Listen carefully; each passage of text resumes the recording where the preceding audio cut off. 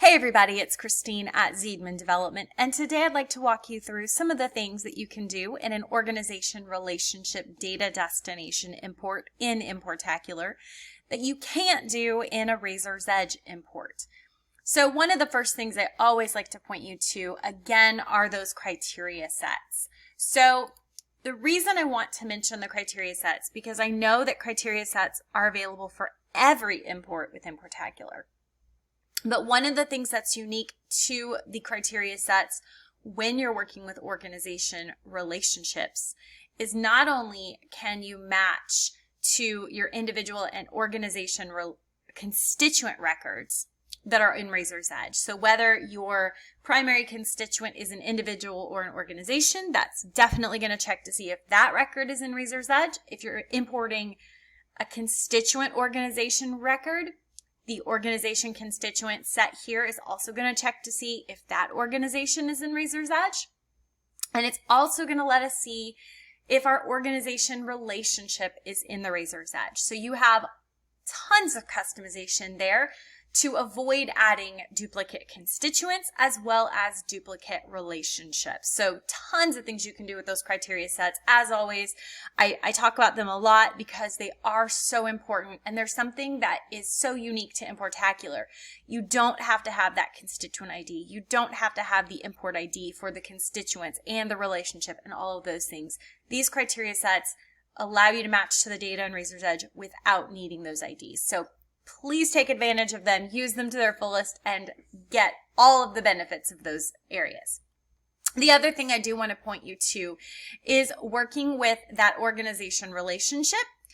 We've got our mapping set up here, and I want to show you my area settings because these are also very helpful. So one of the things we can do if we're working with a constituent relationship, which I am here, is I can opt to convert non-constituent relationships into constituents. So if you have non-constituent organization relationships that you want to convert into constituent relationships, this is a great option for you.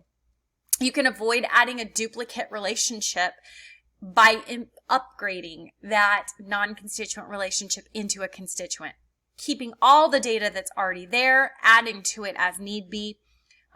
Great option for you to be aware of. You can also add a new constituent relationship in addition to the existing non-constituent. So if that's something that's helpful for you, that's available. And you can ignore the record. So if you don't want to do anything, you don't want to add a new constituent, you just want to retain that existing non-constituent, you can do that. You can work with those alias fields here. So if you have aliases for that organization, you can add that. And you can search by that.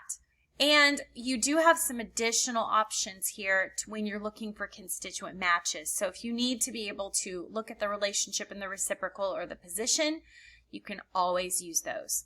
The other piece that is really important to know about the organization relationships is this primary business tab.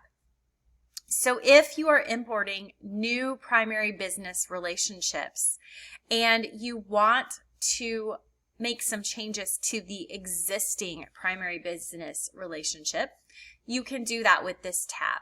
So you can remove that employee tab, you can remove the contact tab, you can change the relationship and the reciprocal types, and you can put an end date as well. So if you're adding new primary business and you want to make sure you've coded people so you know that they no longer work somewhere, this is a great option for you to be able to do that.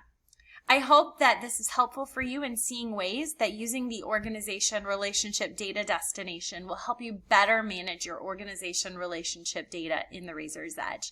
Thank you so much for joining me today. And as always, if you have any questions, please don't hesitate to reach out to our team. And we certainly hope you have a great day.